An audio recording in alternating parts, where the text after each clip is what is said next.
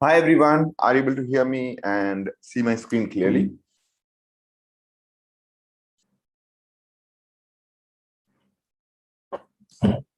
Hi there.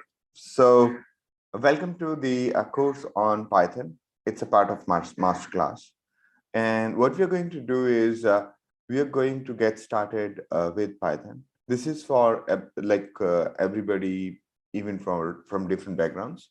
And the main idea is to establish how to get started with Python so that the remaining journey is covered by you. So learning a programming language is a bit hard because it takes a bit of practice. Unlike a normal, unlike the other things, the the grammar in case of a programming language is extremely simple.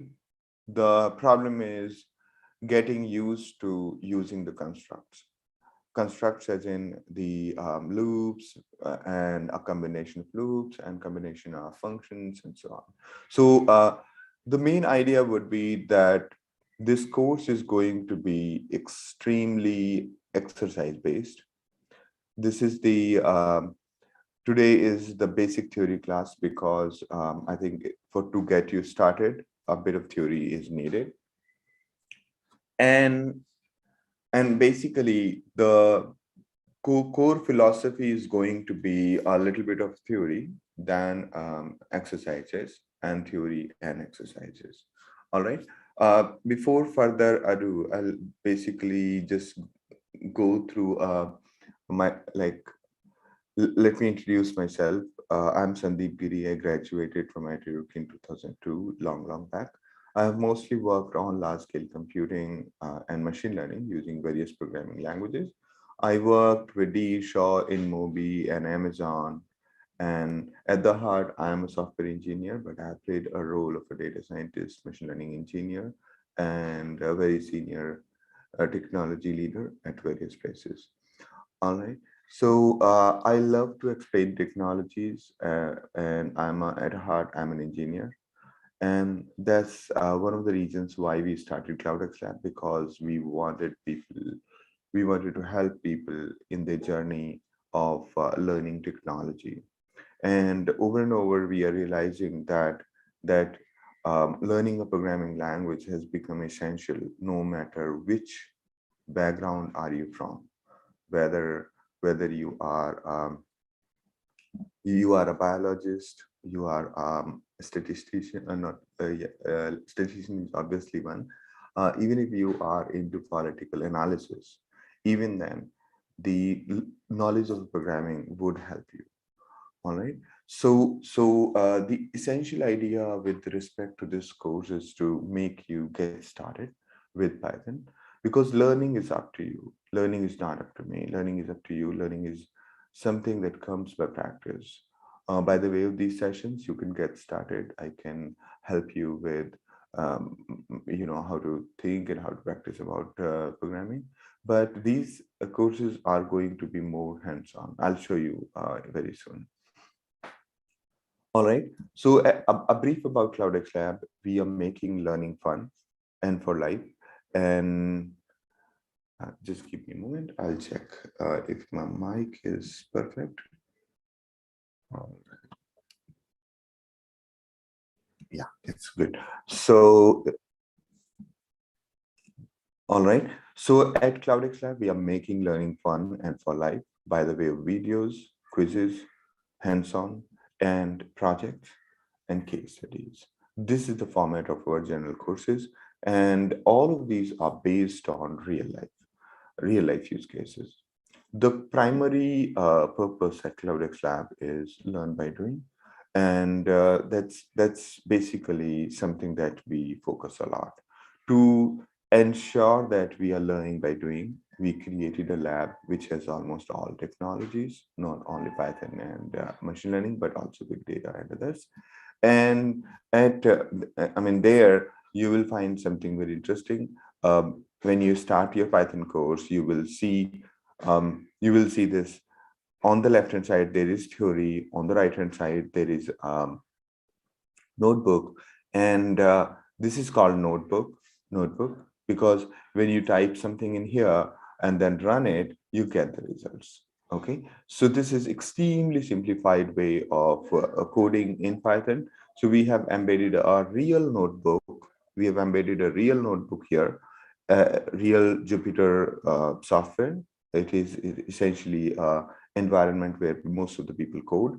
And basically you will find that this one would be the theory or the target. So once you will get this kind of exercise and you'll have to solve it on the right hand side, you click on submit answer and you'll get the results. All right. Right before going further, let me just show you how it looks like.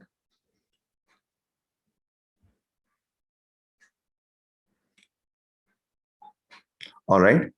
So just give me a moment. I need to start seeing the comments from the class. Okay.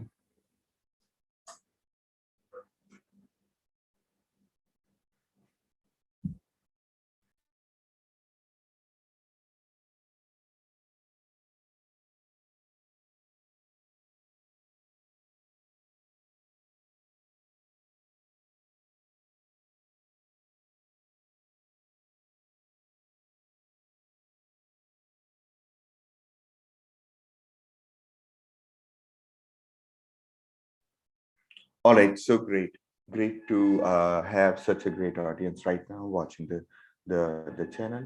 And okay, all right. So those who are getting the login credential, wrong credential one, first check your login and then and also reach out to us.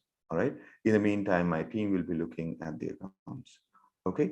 So this is how the Python course looks like. If you did not enroll for this course, you can just enroll here. Okay. Of course, you all enrolled. I'm just, there are some people who are facing issues, so you can just enroll for free. All right. It's going to be, the main idea is that the programming should be learned by the way of hands-on, not only based on the theory. Theory helps us in getting only to, you know, in certain direction, but mostly you will find that, there will be the programming is only learned by the way of practice. Okay, so if you go to here, you will find in your my courses, when you click on this icon and click on my courses, you will find these couple of courses listed here. First one is this one. Okay, and here we will be uploading the videos of this session, and of course these are going to be available on YouTube as well. And here is the very interesting course. So as this course is going on, you have to work on this one, foundations of Python, parallelly to the live course. Okay, so there's a video of whatever I'm going to talk about. We've already added a video here. And then on the right hand side, initially you will see login screen. You can copy paste the login and password from here.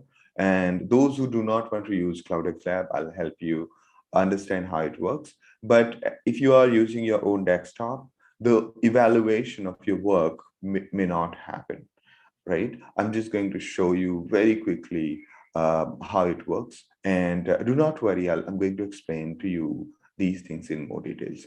All right, so here is a bit of theory to get you started setting up your environment and other things. And this is the introduction to programming in Python, what we're going to discuss today. And all right.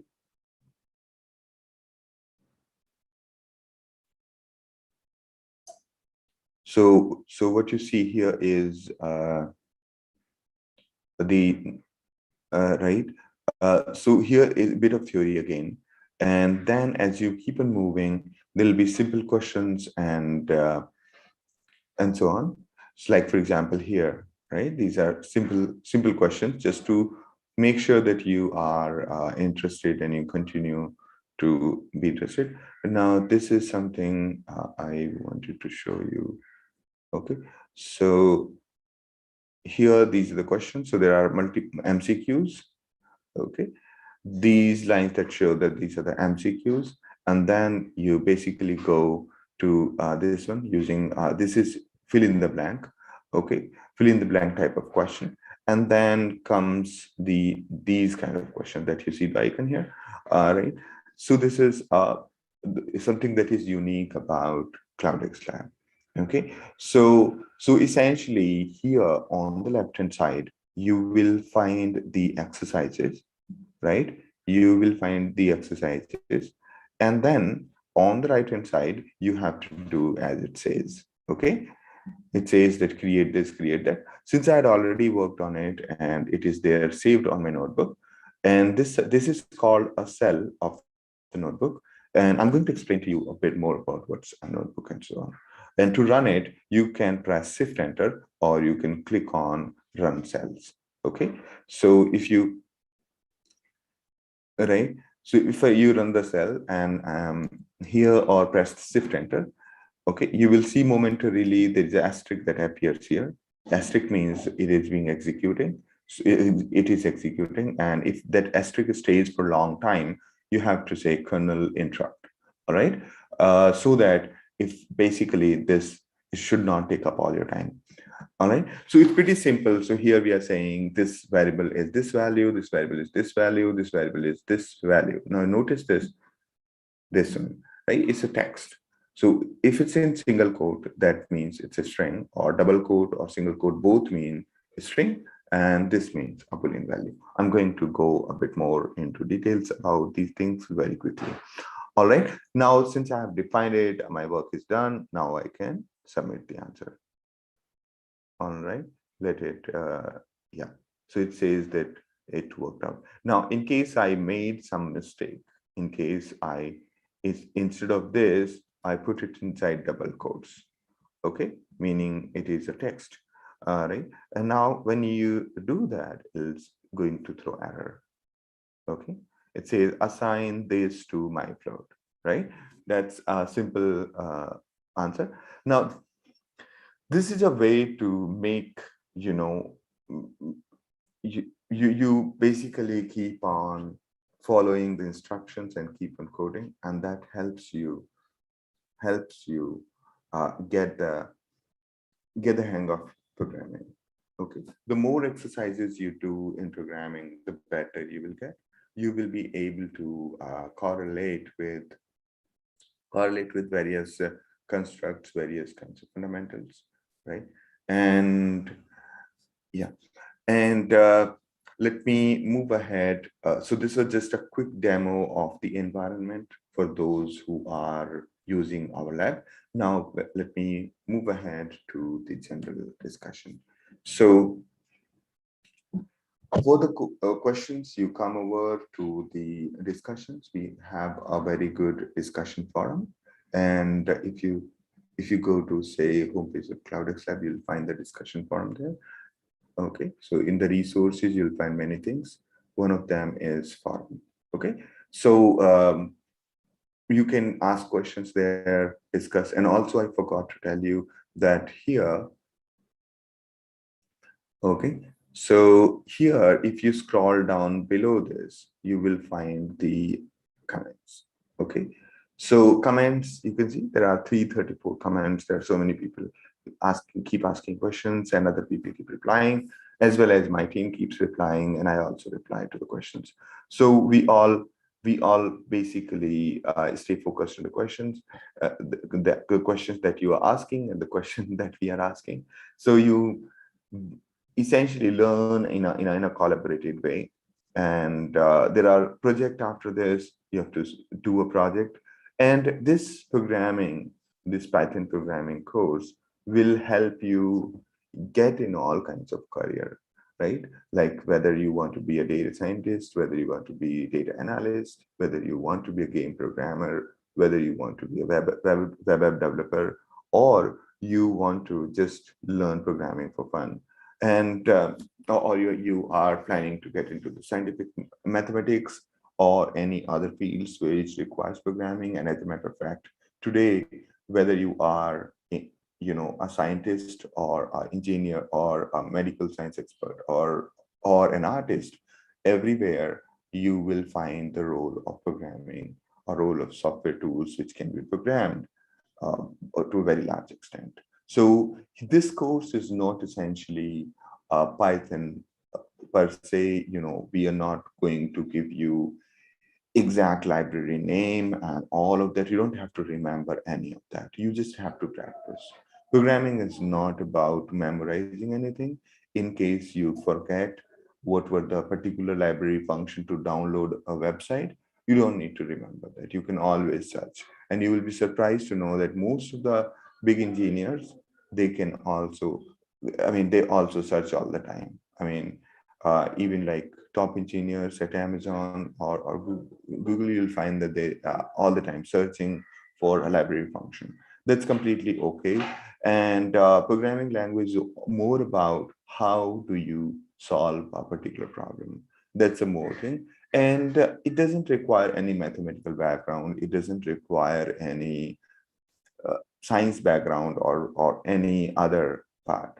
Whether you have not finished your 12th grade, or whether you have done your BTech or BSc, or have not done any further education, still my recommendation would be make yourself comfortable with a programming language. Programming language is something that helps you talk to the computers, and it's going to be more and more applicable in the life. A number of times, I want to take a moment here. Number of times, we basically think that a programming language is not going to help me in my career. A bigger important point to keep in mind is that when you learn programming, you will understand you will understand how to convert a problem or how to solve a problem by the way of code. Now you will be a different person. You'll be a different person. And then when you're a different person, a new opportunities always knock your door, as well as you uh, you will also become more and more open to experimenting and trying new things. And this is your first step. And I would say that spend the entire week, upcoming week, solving these exercises and answering these questions in LMS, and you will be up and running, so that by next week you are ready with questions for me. All right. Okay. So, right. So let me again show you here. If you, there's a question to asking me to show it again. I'll just show you how exactly it works. Okay. So if you take a look at this exercise, okay. So here it's asking me for instructions. Okay. Asking me for instructions and asking me to define these variables, create a variable with the name this, and so on. And then we basically run it and submit answer. Okay. All right. So you can see this is wrong. Now I fix it. All right. And that's about it. Perfect. So you basically go to click on this icon, click on my courses, and you'll find the particular foundation course in your my courses, and there you get started. All right. In case you have not enrolled, you can enroll from the home page. So it's going to be fun. It's going to be something enriching to your career, to your life. And of course, the physical natural languages are mandatory, and right, the way learning new language opens new doors. Similarly, learning programming opens new doors. The beauty about learning a programming language is that you don't need to memorize anything. All you need to do is solve more problems, think about how to solve this, how to solve that, and you will be able to make yourself comfortable with the loops and various constructs. So that's about it. And let me get started with the, anyway, I have already covered it. Motivation is essential to get started. So this is a very powerful quote by Steve Jobs. Everybody in this country should learn to program a computer because it teaches you how to think. Now, remove the country part of it. I would say that everybody should learn to program a computer because it teaches you how to think. And that's something that the whole world needs. And I completely agree with it. I'll give you an example that long back when I learned programming pretty late when I was in BTech second year. That time I started learning programming. And at that point of time, I saw somebody writing or solving the problem like tic-tac-toe. Okay. At first it seemed okay.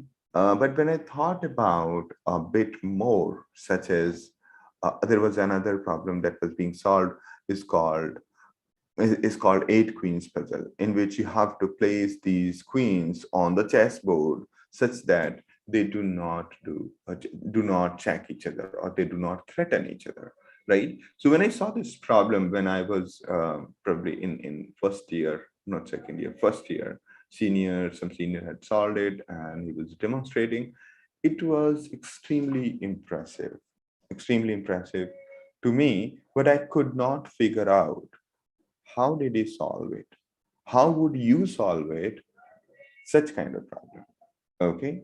Like I'll place the first one, then the next one, then the next one, then the next one. And then if something goes bad, I'd remove the previous one and try again at the next block and so on and so forth. I I had learned about what is an algorithm. Algorithm is a bunch of steps put together and so on and so forth. And I was wondering that that if I'm not able to think this, how will computer think this, right? When I'm not able to solve a particular puzzle, how will computer solve a particular puzzle?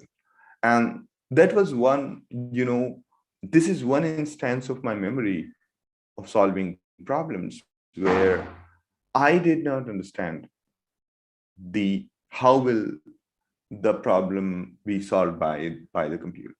All right. So and I wondered, and then I looked through I basically started learning coding, and afterwards when I learned about functions, recursion, and there's a term called recursion whereby one function calling itself and over again. And that was when I realized that I can solve eight queens puzzle. So I can clearly remember my life, right, in one of these instances that after learning programming, I was able to solve these kind of problems. This is a full chain of problems, and there are so many similar problems. And I mean, thanks to programming, I was able to think. So the point I was trying to make here is that coding helps you thinking. So this was something that I remember from my early childhood, not childhood as in early career. Okay, so this better career in programming, we all know that. How can, right? A lot of people ask me this question: how can programming be used in my work? And this is one question I keep getting all the time. So quick answer is that once you learn programming, you will figure out lots of use cases in your work. Also, try searching online, try to find what are the use cases in your industry, and you will find immense potential. And this is something that is extremely useful. And you must I mean, once you learn the coding, once you learn the basics of coding, you will be able to discover more things in your career, in your business, in your personal life, and so on. Okay. Second was that, right, there was one perception about computing or programming that only people who are nerds, who are people who are geeks, or people who are genius, they were supposed to do the programming, or people mathematicians and so on. But That's a very, very wrong perception. Okay. As of today, over over a period of time, over a couple of years, it has been realized that uh, everybody every person can code, right? Most of us, like human in general, if you see the intelligence, most of us are capable of doing really complex tasks. Look at people playing sports, look at people dancing, look at people with, right? I mean, even a simple going from one place to another is a fairly complex task. And when we are able to solve such hard problems very quickly, coding is extremely, uh, extremely basic exercise, as you will see in this course. So humans are very smart. Learning programming isn't hard, and all you need to do is just start and practice. The question, this is another question that I get asked often, that which programming language should I start with? Okay, so I'm going to give you this perspective. First is, almost every programming language is very useful. I mean, almost every programming language is very capable, right? Almost every programming language, right? Something that you can do with Python can also be done with C++, or something that you can do with C++ can also be done with Python. Something you're doing with Python can also be done by JavaScript, or and so on. So the programming languages are mostly capable enough. Even whatever you are doing with, let's say, Python, you can also do it in assembly. As a matter of fact, one of the most popular books on data structures, one of the programming books, the person who created multiple algorithms, D.E. Nuth, that book was essentially, for the book, the author ended up creating his own programming language. So most of the programming language, even like the most basic one, is capable enough. Okay, all programming languages are very similar. Okay, every programming language has, mostly, there are variables that you assign to them, and then there are loops, and then there are conditions, and and so on. So programming is a bit of mindset. Okay, so my suggestion would be to start with anything that's easy, and Python is a good choice because it has a lot of applicability. A common question that people ask is that Python is slow.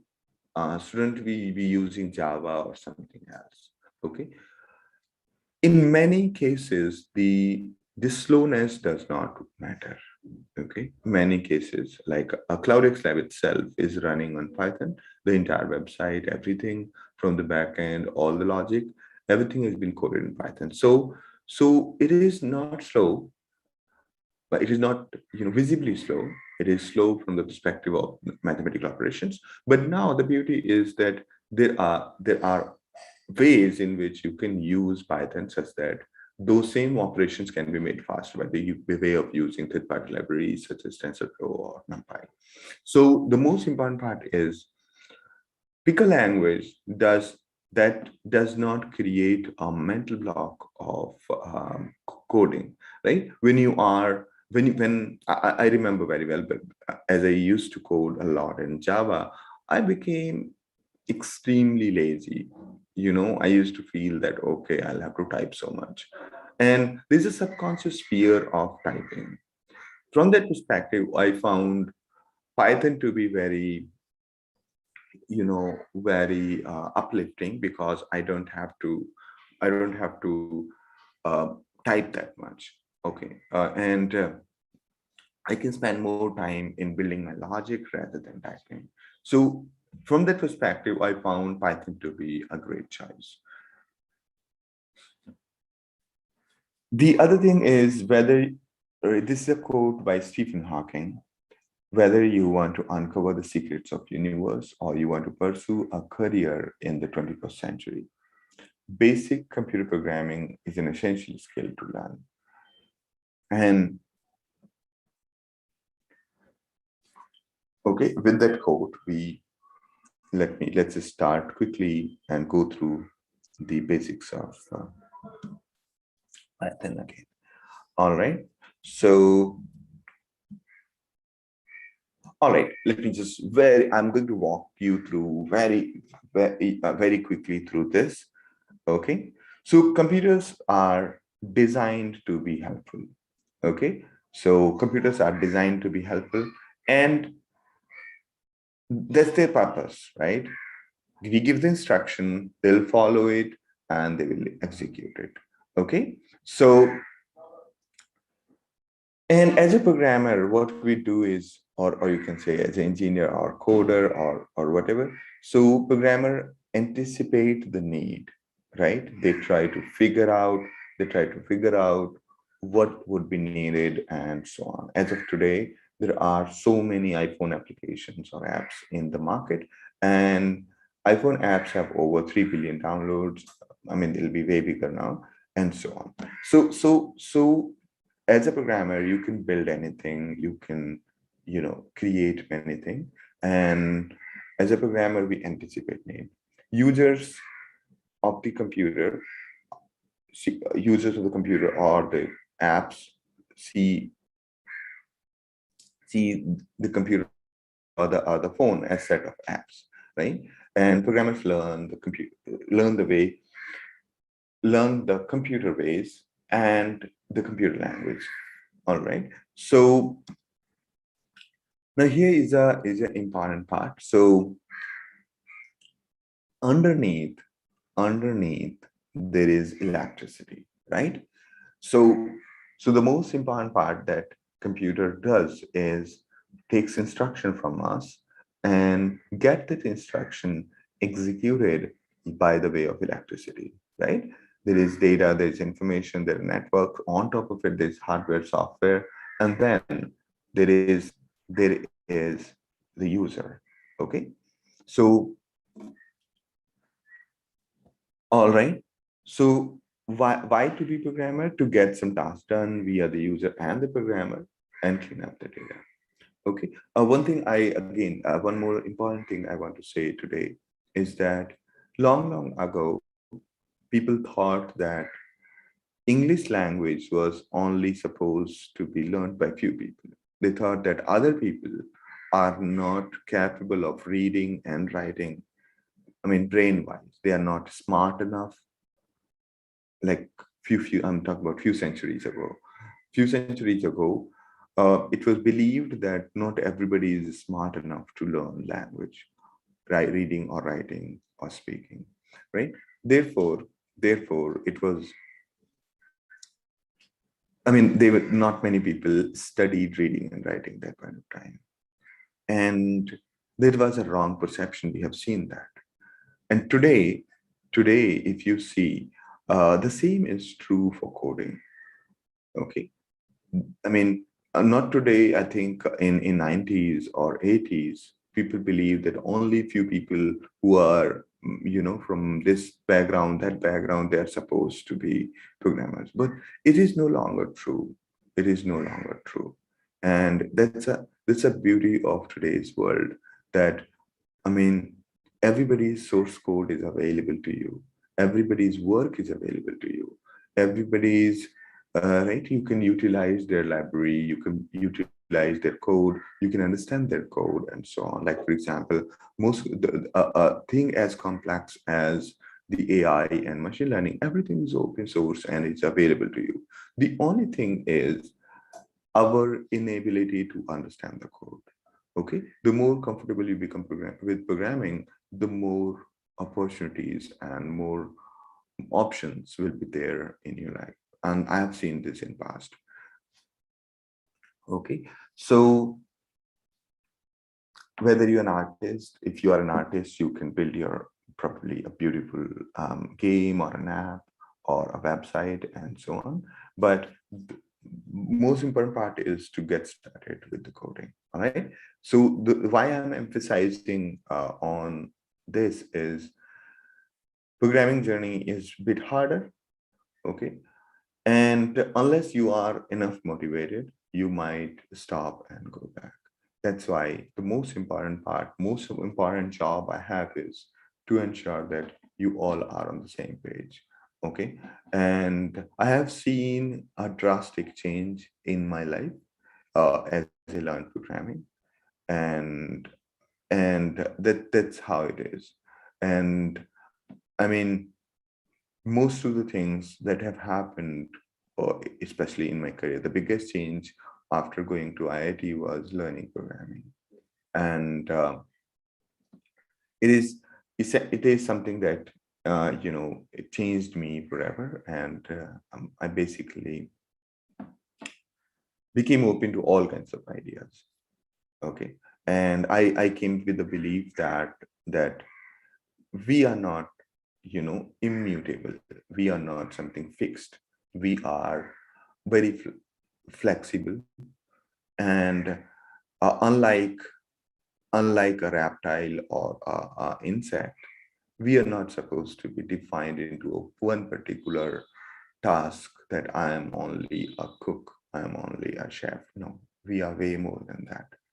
We are way more than that, because we can learn new techniques, new technologies, new methods, new language, and so on. So do not constrain yourself by defining yourself by a certain profession, and learn more things.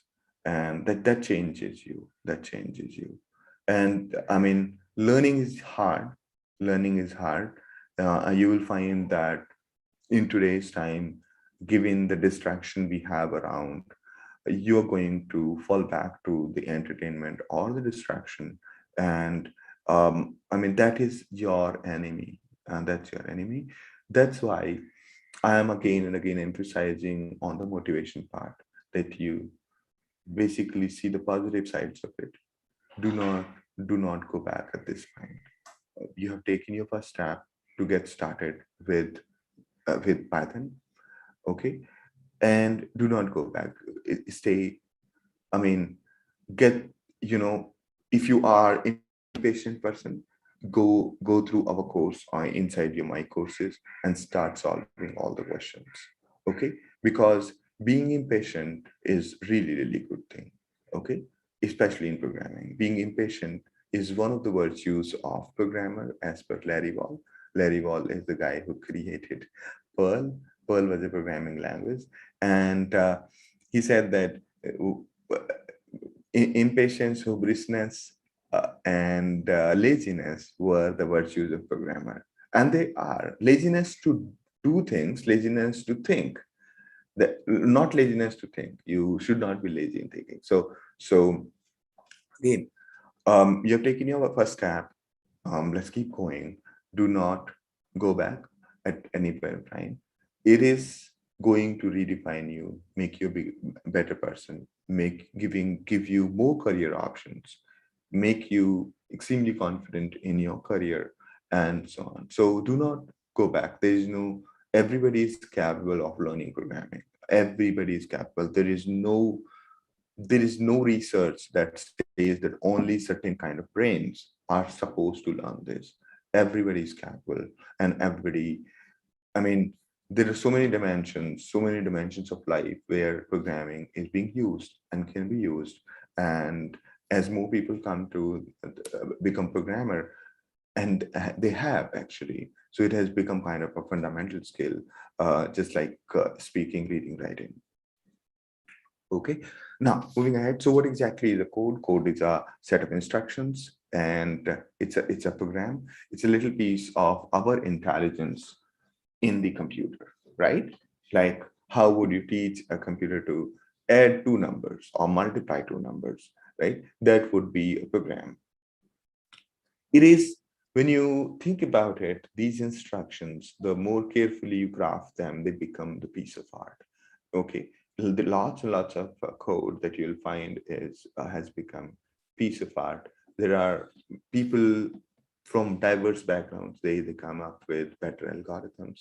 They come up with new set of algorithms, and you will find that every now and then people come up with, most of the code is kind of a poetry or an art to you know look at. In case of, let's say you are preparing something, you are let's say preparing a recipe, or you are learning to dance, we have program for that, right? While the music is still playing left hand out and up and so on. So this is an example of human algorithm whereby the instructor is giving the instructions in this form, right? And this is a loop. Okay, keep on doing over and over this part, right? As long as the music is playing, right? So this is something that we understand, but we need to, if you're new, we need to get you comfortable with the while loop as we go, right? But in case of Python, it's a little crazy when you are writing your code, right? It is really crazy. The things do not uh, fall in place. They all, right? Like it's like a circus. Okay, so, and that's a good part about these things. So when you get started with coding, this is the only thing that you have to worry about, that when you see things are not working, don't get motivated. It only means that you need to learn debugging. You need to learn how to handle these circumstances. Okay, so this is how Python code looks like. Okay, so you can see that it essentially, this Python code that you see here is basically a code which takes the words from a file, reads it, then it breaks it down into a list of words, and then counts, does the counting of the word, and then basically basically prints the biggest word. Okay, prints the biggest word, that's it, along with its count. Like, the word with highest frequency is being printed here along with words of frequency. So it's a word count program, something. Just I wanted to give you a glimpse of what's going on here. This is how the Python program usually looks like. So keep in mind that the way things work out in Python program is this indentation. Okay, indentation. Uh, I mean, Python interpreter figures out the like something is starting here and ending here is based on the indentation. Okay, so indentation is something that is must. If you are coding this up or copy pasting it, ensure that indentation is there. Okay, in case of Python, the indentation could be, say, 2 spaces, 4 spaces, or tab, but that has to be consistent in the remaining code. All right, so when you're coding, in case of Python, the indentation is mandatory. Okay, mandatory. It's not optional. Okay, and therefore sometimes many people make a lot of mistake in the indentation. So, like, for example, I left 4 spaces here, but I left, say, 4 less spaces, right? There it get messed up, and that's where you have to fix it. Now, all right. So just I want to give you a glimpse of what computer looks like. So this is called Raspberry Pi. It's pretty cheap computer. You can find it in some, like, really low cost. And depending on your country, the price might vary. So this is a processor. You can say this is a computer. There is a full-fledged computer, right? There is a HDMI cable. There is right, and these are the pins. These are the input output pins. Okay, this is input. These are input output pins. Okay, and so on. So here you can insert power and you can get it started. So this is something like one of the low cost computers. You can just buy it and use it with your maybe a car, or you can design toys with it. Here is a brief architecture. Those who are new to the computers, they will know that there is central processing unit, there is a main unit, there is a secondary memory, or you can say the disk, and then there is input output devices. This is like really high level. So this is like really high level in the sense that we are not talking about what's going inside exactly. Okay, so CPU is basically the main circuitry which takes instructions and convert that instruction into code, right? When we say assign this value to the variable, right, what does it mean? So CPU is going to take that instruction, going to set in the main memory that particular variable, and so on, right? When we say x equals to 10, what does it mean to the processing power? It basically, like CPU takes the instruction, find out, puts the address here, and tells it for x, and then assigns it. So that's basically CPU. Now, yeah, before we started coding, people used to create logic using the electric circuits. Okay, using electric circuits, people used to define logic, right? There's a washing machine. What should it do when people press this button? What should we do in case people press reset, or and so on? So all of that was electric circuit. Okay, now all of those things have become computers. So long back, when there was no computer, people used to code using the electric circuit. They will create the logic using the electric circuit, and that electric circuit became generic. And now that electric circuit is inside CPU, which takes the instruction from the memory and then runs them. Okay, runs those instructions. So you can say that this CPU is capable of dynamically creating any kind of electric circuit based on the code. So code is your circuit. Okay, so that's how you can think of it. So now the CPU takes instruction from the memory, and from time to time, if there's an instruction to save the data to the disk, you save it to the disk. Okay, sometimes this could be SSD and so on. Right now, the important part to understand the difference between these two is this one contains, this one is in memory. This is kind of a chip. Essentially, it's a chip which retains like a state, okay, which retains a state at certain addresses. And this one is extremely fast, and you can just quickly pick any variables and set its value. But in this case, it's extremely slow. Okay, like if you take a hard disk, normal hard disk, it rotates all the way, and then you set the rate, then you save the data there.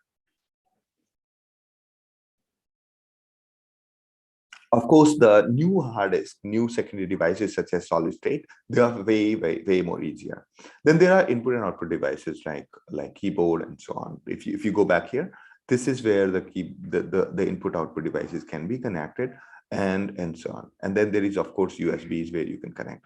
So here, if you are connecting the sensors, so you can connect as many input devices as many the pins are. All right. Now, the very important part is that this is the high level diagram, and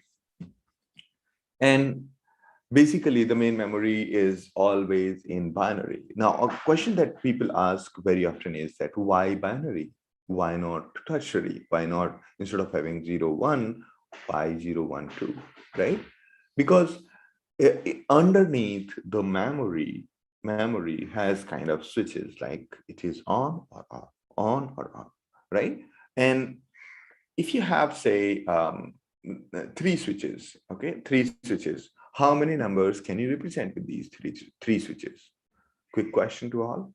How many numbers can you represent using 3 switches? You have three switches, 3 electric switches, you can think of, right? And every sequence would represent 1 number, right? So how many numbers can you represent? Yes.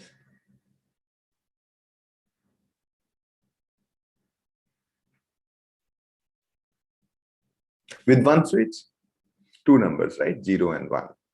With 2 switches, 0, 1, 2, 3, right? So 4 numbers. with three switches, 0, 1, 2, 3, and 4, 5, 6, 7, right? So total 8 from 0 to 7, right? So you can see that with binary numbers, this is called binary scheme of things. Okay, with binary numbers, you are able to represent way more numbers. Like with 3 fingers, you are able to represent 7 numbers. Okay, with 5 fingers, you'll be able to represent how much? How many? 32 numbers, right? So with binary scheme of things, you are able to represent really big set of numbers using the on and off buttons. Okay, that's why we have the binary numbers. That's why we say that, okay, computers think in binary. All right, so that's a beauty about binary numbers. So main memory, when we are assigning a value internally, it's keeping the value in terms of 0 and 1s because there are a bunch of switches. Okay.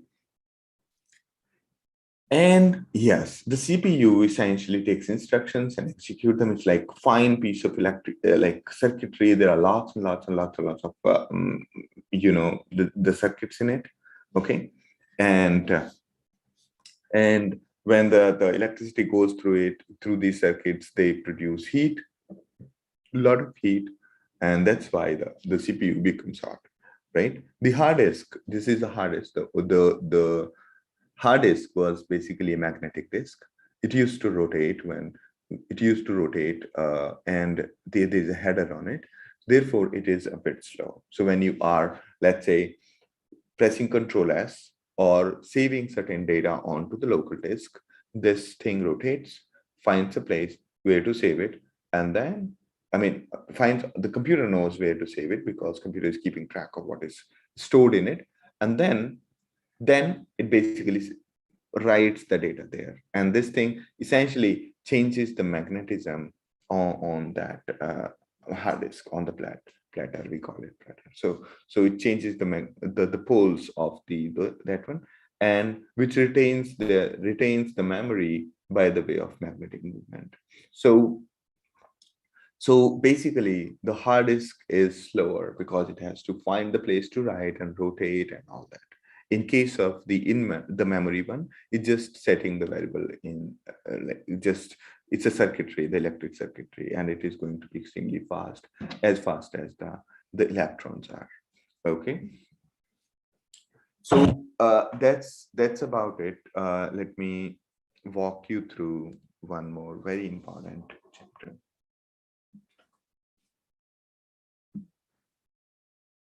All right. So to get started with Python, right? We are going to, okay. So, all right, let me just get all of you started. So there are two ways to use CloudxLab. One way is by the way of solving the course.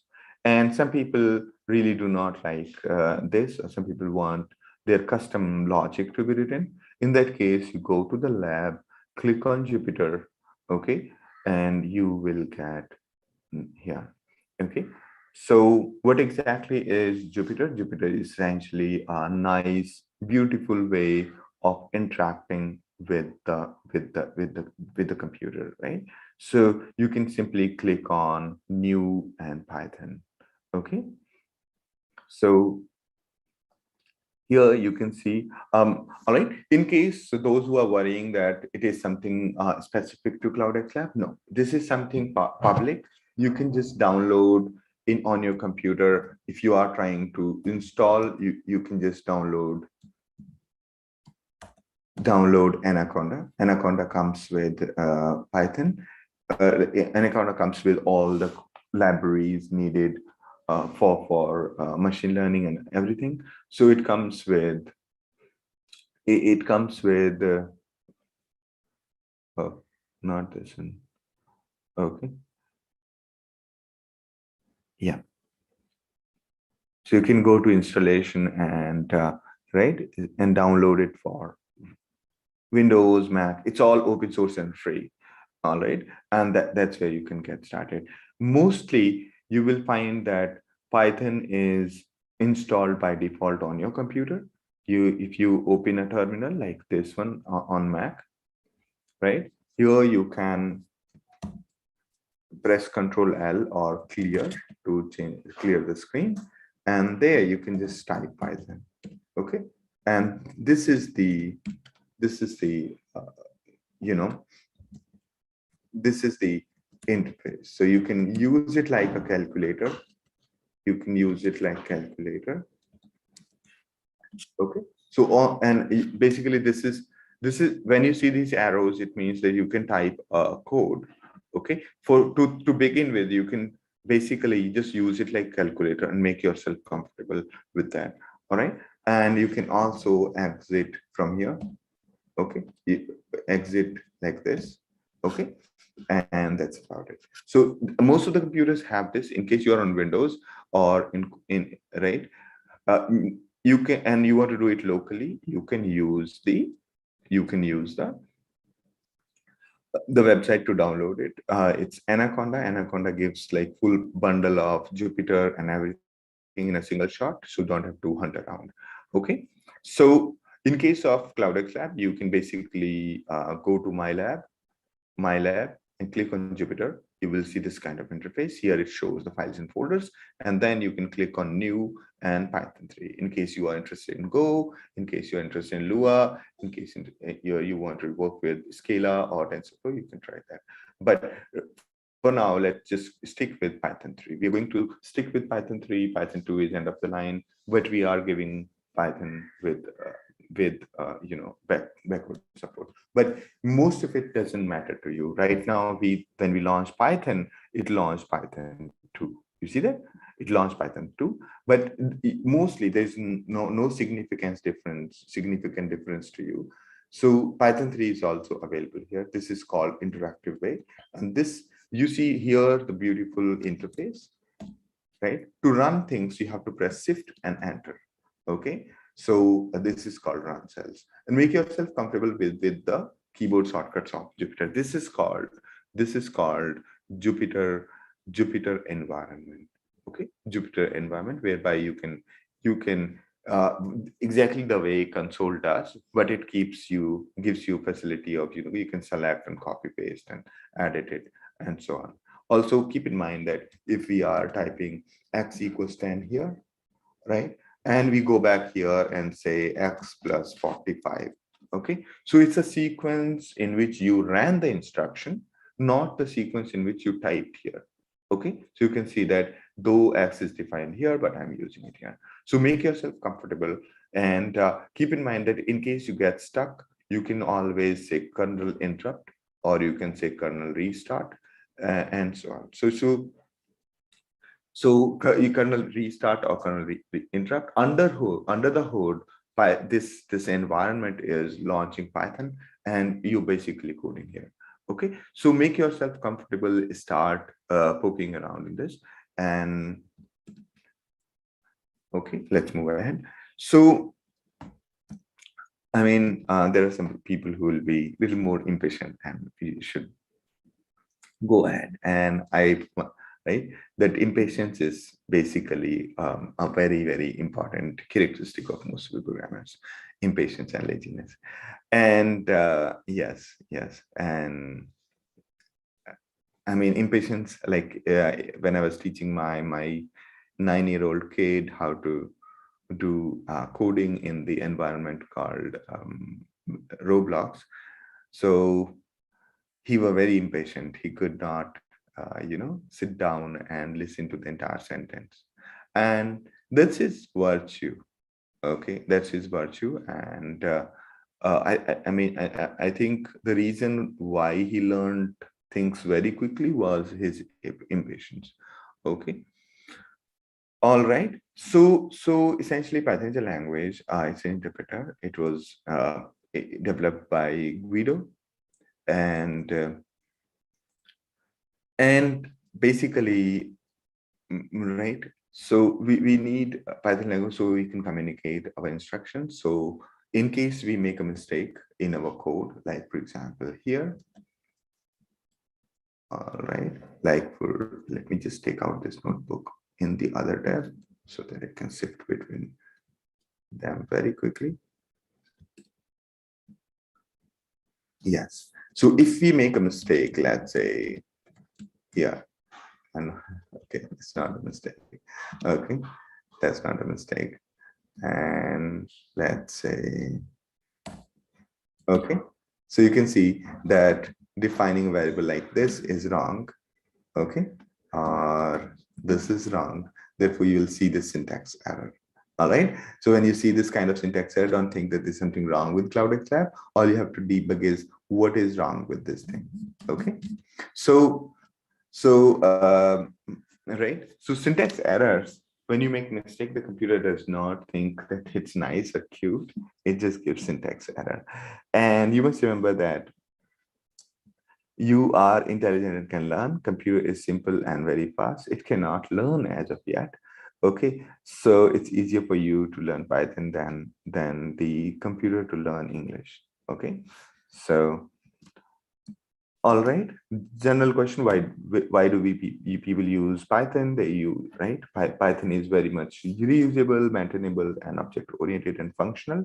And I mean, it has dynamic types, so we did not have to define what kind of data can we keep in a variable and so on. So you will get back to this one probably at a later point of time. So right now it's kind of just, you know, because the theory has to be there, so I'm just putting the theory here. And okay, but it doesn't mean much to you right now, but later on you come back here and then go through it. So same program runs on Windows, Linux, and Mac. So when you're coding in Python, you are not you're not only tied to a particular system. You can run it on all kind of operating systems. And right, it has lots and lots of libraries. It has lots and lots of libraries. Like if I code, I create my program, I can give it to somebody else, they can use it. And that way, the code you have today in Python is almost, you have almost everything. Okay, you have website construction, there is something called Django using which you can build website. Numeric programming is NumPy and so on. So you can access the serial port. There are so many libraries to do the hardware tinkering like GPIO and so on. The game development you can do with Python and so on. So you can integrate with other libraries. You can integrate with all kinds of systems using Python, and Python is very much used like this. So in case of CloudxLab, we use all kinds of systems in Python. The Jupyter itself is designed in Python. Okay, so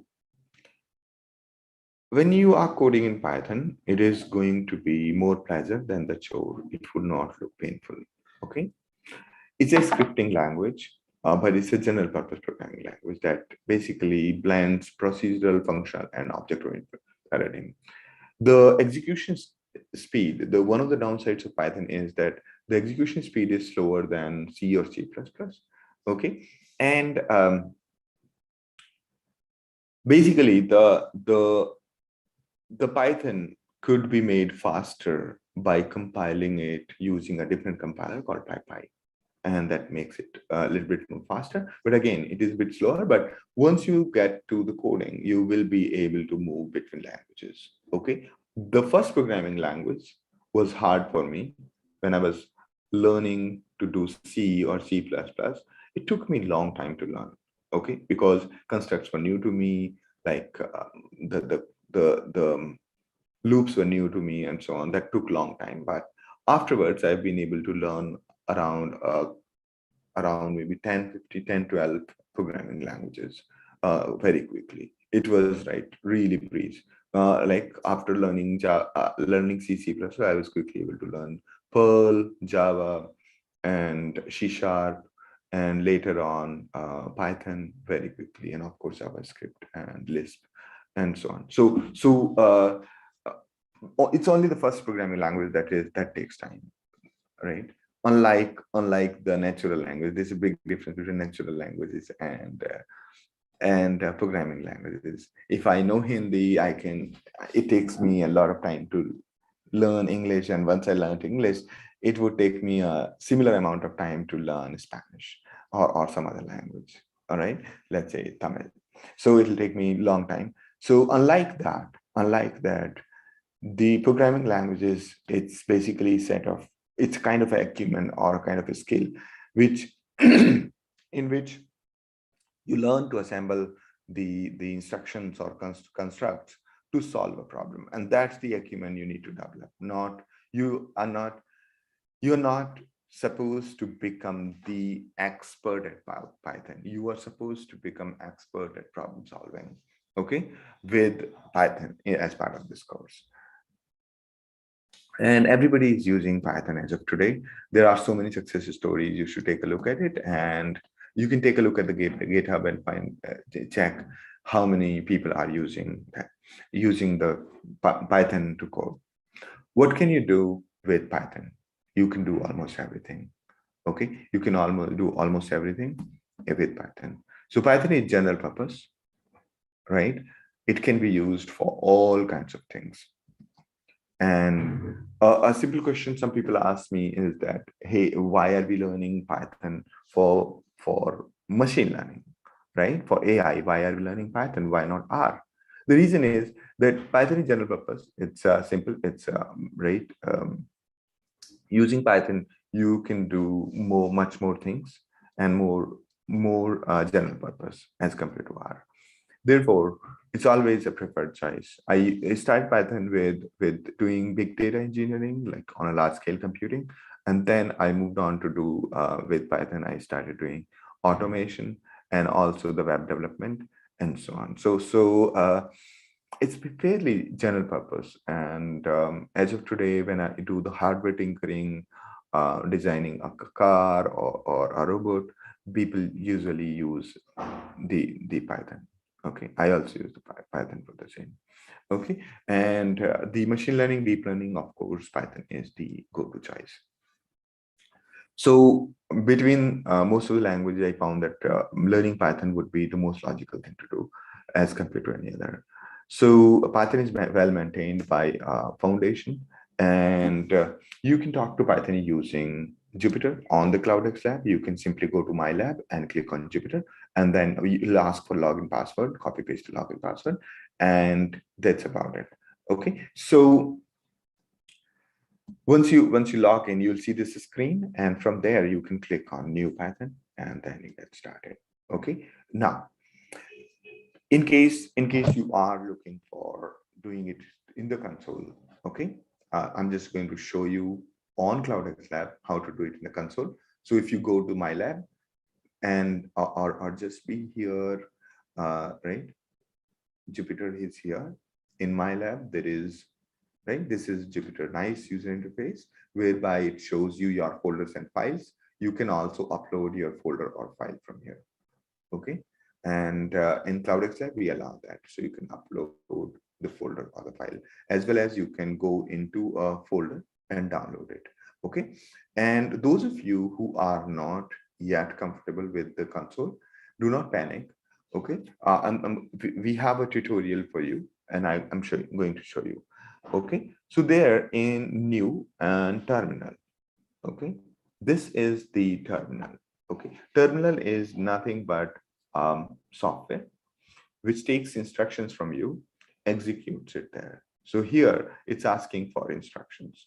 Okay, so if you're not comfortable with Linux, make sure you go through your courses. There will be, in here you'll find my courses, and there will be somewhere Linux, right? Linux basics free, you will find somewhere. You just finish that course. Okay, and right, that's also free, don't need to pay anything.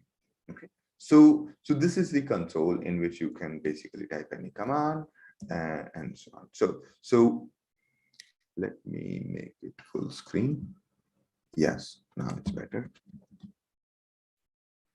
I've refreshed the window. Oh, it's still not. Okay. All right. So this is my folder. When we say ls, it is showing the same list of folders and files like here. Okay. And now here, there is, in my lab, you will find notes. Okay. Notes on how to use various software. So one of them is how to use Python 3. Okay. So you can copy this and go to the console, paste it, right? If you run Python, by default, it'll go to Python 2. Now it is Python 3, right? So this is the console. This is the console. And here you basically can start coding, okay?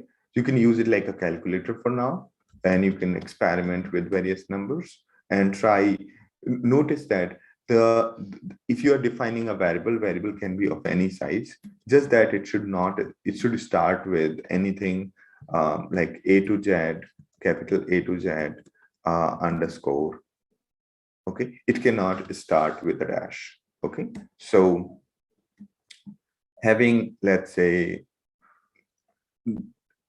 this kind of a variable is going to be problem. Okay, so you cannot have this kind of a variable name starting with a dash. Okay, it can have, let's say, underscore. Okay, it can be underscore. So a variable has to be has to start with a, right, alphabetic character or underscore. Okay, it cannot start with a number or a dash or any other special characters. Okay, so that is something that you should keep in mind. Now,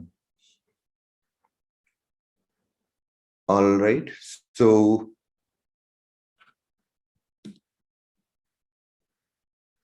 all right, so this was something that I showed you. You should try experimenting. Once you're done, either press Control D or type exit followed by the brackets. Okay, so here keep in mind that the print will not work like this. You have to say print like this. Okay, print is essentially printing to the screen, not to the printer. Okay, so when you say print 10, this is how it is. All right, so that's about using the console. I mean, I know that most of you will freak out with the black console. That's why Jupyter is there, and it is going to be useful. All right, so in case you are on Windows and you want to install, go through the Python setup using Anaconda. All right, so I'm just going to copy paste this blog post to all of you. It's it's a bit old. Okay. All right, I'm not able to just search for this one.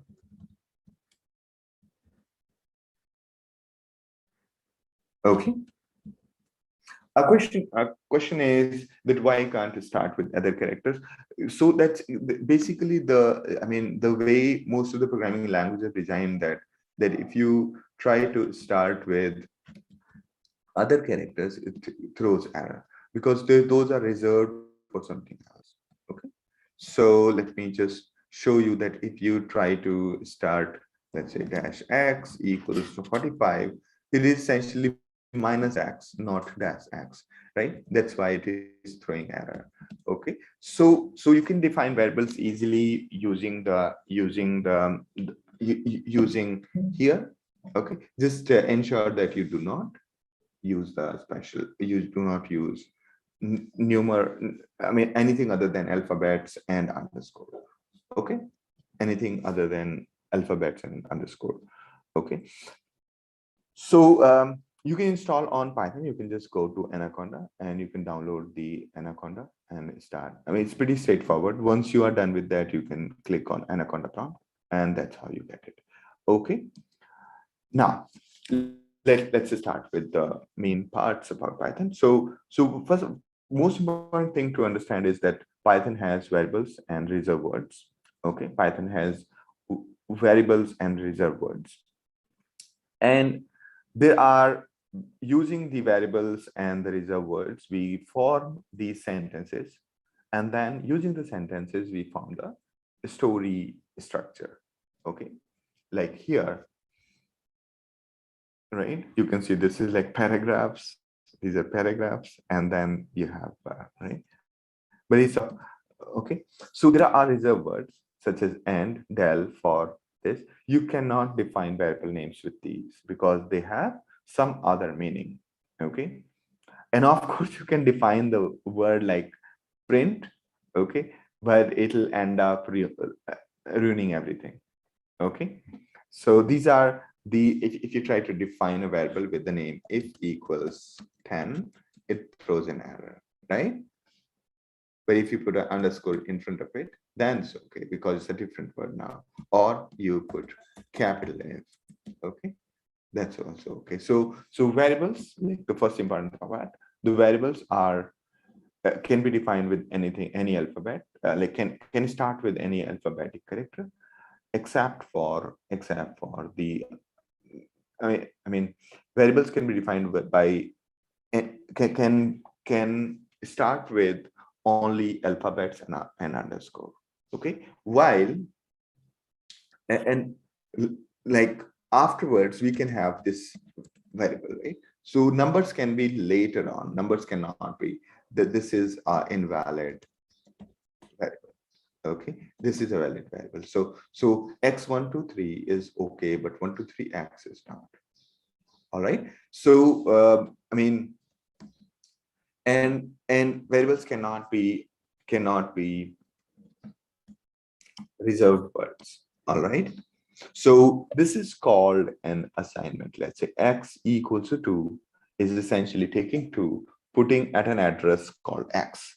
X is a point. X means certain place in the memory in which we are keeping 2.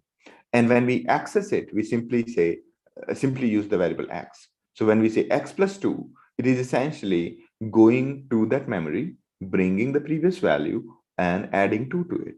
All right. And then whatever is the result is putting it in x. Okay. It's as simple as that. Okay. Here it's not being compared, right? It's not being compared. If there is a comparison, there will be 2 equals. I'll talk about that. So here this is assignment. We are putting 2 into x. And then when we are saying x plus 2, it's retrieving that value, adding 2 to that, and then putting the result into the same variable again. Okay, it's not a contradiction, it's just a sequence. The previous value being used to set the new value of x. Okay, so you should try this out. So we have x equals 2, x equals x plus 3. Okay, and we can do print x, right? So print x, right, earlier in Python 2 it used to be like this. Now it throws error. Okay, that's the main difference that you'll notice. Now so print, right, very quickly, print is a library function. We are using it, we are calling that function, we are giving it our value, and it is showing it on the screen. We can also use this, but this is basically right, this is basically showing its value. This one is a way, if you put it in a normal code, it won't display anything on the screen.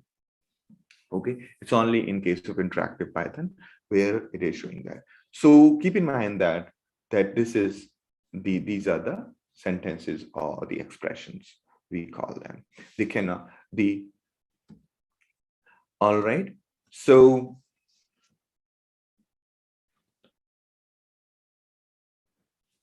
all right, so now coming back to it. Okay, so you can basically store a program.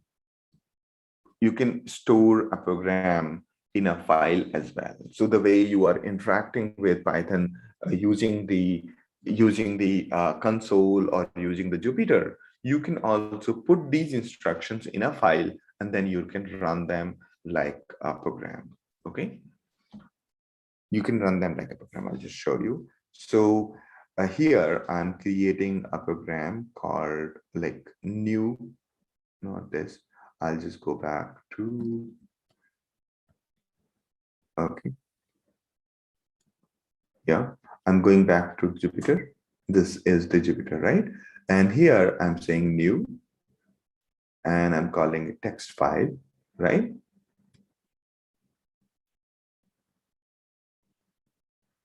Okay. So I'm creating a file Right now its name is untitled.txt. It is up to us to change it or not. Okay, but I like to change it like hello world. Okay, dot py. Okay, and I'm saying x equals 2 plus 3, y equals x plus 34, right? And then I'm printing x. Okay, this is how you can also print. This is a text. If something is in double quotes, it is a text. If it is not in double quotes, it is not. Now it's going to print this, and then I'm also going to print y. Okay. All right. Now I saved it here. Yes. Once I saved it, I can go click on new and terminal. If you've already opened a terminal, like I have already opened here, then I can run it. What was the name of the file? Name of the file was hello world.py, right? So you can see it has done the job. Pretty simple, right? So where were the code that we wrote? This is the code that we wrote. Change the name correctly to hello world.py, and it was saved in this folder where we started, where we set new and new text file, and then change the name to it, and then we basically put the instruction in it, and then saved it. Make sure you save it, and then we went to the terminal and we ran it. So this is how a Python program is created, right? Using files. So you may be right, if you are using your desktop, a better way would be to use a little bit better editor, like instead of using Jupyter here to write this onto the server, you can also, usually most of the developers, they prefer using Sublime. Okay, Sublime, or there is a very nice one, Visual Studio Code. Okay, so those are the like nice text editors in which you can code this, because at the end of the day you'll have to write lots of more instructions as compared to this one. All right, so we talked about 3-4 ways of talking in Python. First one was using Jupyter, and second one was using the interactive shell or command prompt, the black screen, and third one was by creating a file. File is essentially something that you can transfer uh, onto another computer and start running. That becomes like a program that can run elsewhere. If you are using notebooks here, the way I'm showing it here, so you can change its name. Okay, so you can say Python course notebook. Okay, this is Python course notebook, and I can download it and in various formats and save it. Okay. All right. So those are the, that way we can transfer my code, my logic, and carry it elsewhere. Okay, or send it to a friend. And so on. Script is the same thing, that you can basically take it with you. All right. So okay. So program is nothing but a sequence of steps which are kept in a, okay, which are kept in a file. And there could be some steps which are conditional, they may be skipped. Sometimes a step or a group of steps to be repeated. Sometimes we store a set of steps to be used over and over as needed at several places throughout the program. So like this, so we have x equals to 2, right? And yeah, so you can see that when we define x equals to 2, it basically stores this value there, and then when we increase it, it becomes this, and then all right. Now this is how the conditional steps look like. Okay, so you basically, you are saying that if x is less than 10, do this. If x is greater than 20, then do that, and finally print this. So you see this tab mean this colon starts the block, and as long as there are the tabs, that means these are in the same block. Okay, I'm just going to show you this part. All right, let me just copy paste this code. Okay, and here we go.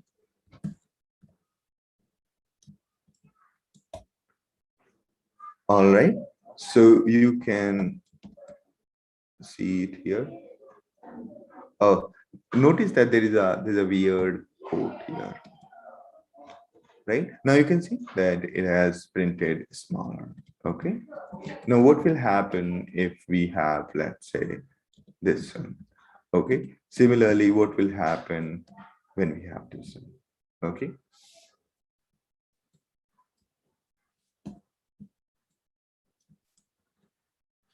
Okay. So you can see. So a smaller was printed because this is right. The x is less than 10, right? Because x is 5. And then this one was printed because it's the same block. This one was printed outside, right? Because it is irrespective of whether we are using it or not. Okay. So, all right. Now, see that. So what the most important part is that this block that you see here is in the same, this is part of the same block. So this will be executed. These both lines will be executed if x is less than 10. Okay. If x is less than 10. Okay. All right. So this was simple, a quick example of if else. Okay. Those who are really impatient, they can just, for it is for them.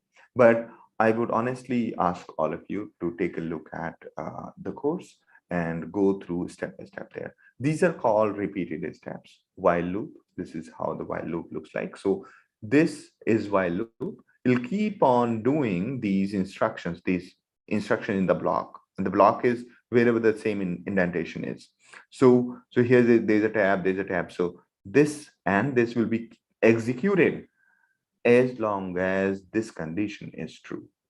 Okay, so it'll start with 5, then it'll reduce to 4, then it'll reduce to 3, then it'll reduce to 2, then it will reduce to 1, and that's how it'll get printed. All right. So this is called indefinite loop because there's no guarantee that it'll stop unless you take a look at this condition. Okay, in case you forgot this line, it'll keep on going. Okay, this is another mistake that you'll make while doing the code. Imagine that you did this, okay?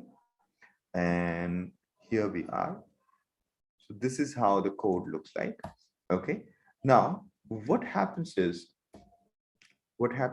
let's say you forgot to, okay, what exactly? Oh, this dash is big dash. Okay. Now you can see. So this one, if you take a look at this one, right? So what happens here is that that in the beginning it was 5, then 4, then 3, then 2, because at every step this will execute as long as this n is greater than 0. So n is greater than 0 because n is 5. Yes, it'll print 5. And then n will become 4. The control will go back here, right? It'll check, is 4 greater than 0? Yes, it is greater than 0. It'll print 4. And then n will become 3. Is 3 greater than 0? Yes. And then it'll print 3. And similarly, there is, right, here, 3 will become 2, n will become 2. Now again, it'll check if n is greater than 0 and print 2. And then n will become 1, and then again it'll get printed because n is greater than 0, and that's about it. So now what happens if we basically we forget this, okay? And or instead of saying n equals n minus 1, we are saying n equals n plus 1. So it will remain greater than 0 forever. Okay, you can see the asterisk here. That means it's running forever. It's running forever. So you can say in such case kernel interrupt. Okay, and if you say kernel interrupt, it'll stop. All right, and then you correct the code and then run it again. Okay, so I hope this is clear to all of you. So keep in mind that these are indefinite loops. If you make a mistake in the logic, it may not end. All right, it may not end, and you have to be aware of that part. All right, so that's that's a quick you know that's a quick summary. That's a quick summary of Python. My strong recommendation to all of you will be that that you must go to your my courses. Okay, you first of all and explore the lab. There'll be a login password and all, and then you must go to your my course. In my course you will find the Python masterclass, right? Masterclass. Okay, so masterclass with Python, this one. Okay, you will find this one.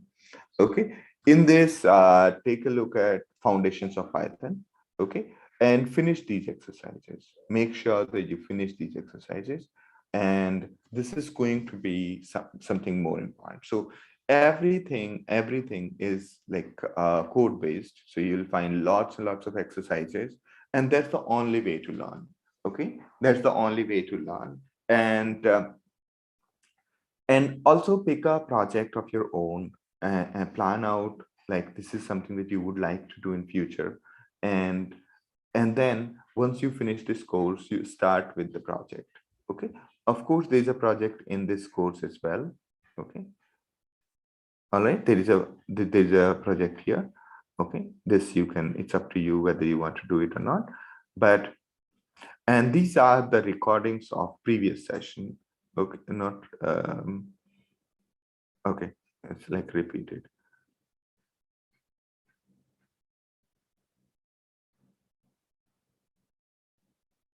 Okay. No, this one is for recordings. That one is for getting started. Okay. This, yeah. So you'll find almost everything here. And all right. So by the next week, I would expect that you have gone through at least you have gone through at least till functions. Okay. All right. Till functions. Okay, the point number 35. So I would strongly recommend all of you to do these exercises. In case you get stuck, ask in just below the comments. So you can just go scroll down and you will find the comments here below and ask your questions. On every page there is a comment section. So there, if you ask, it'll be in the context, and the team would be able to quickly identify the problem and would be able to guide you. Okay, most of these things that you're seeing has been vetted by more than 20,000 people. Okay, and more than 20,000 people, and so you will find all basically everything here. Okay, everything here. So you will find all kinds of discussions here, and make sure that you go through the discussion before you ask questions. All right, so make yourself comfortable with the environment. This is the best way to learn. The best way to learn is by working with us rather than just listening to us. Okay, and this is going to be something, it's easy to just memorize the statements, right? But it's difficult to become familiar with them. All right. With that, we are closing today's session. Any other questions before we stop? Please ask in the comments. Okay.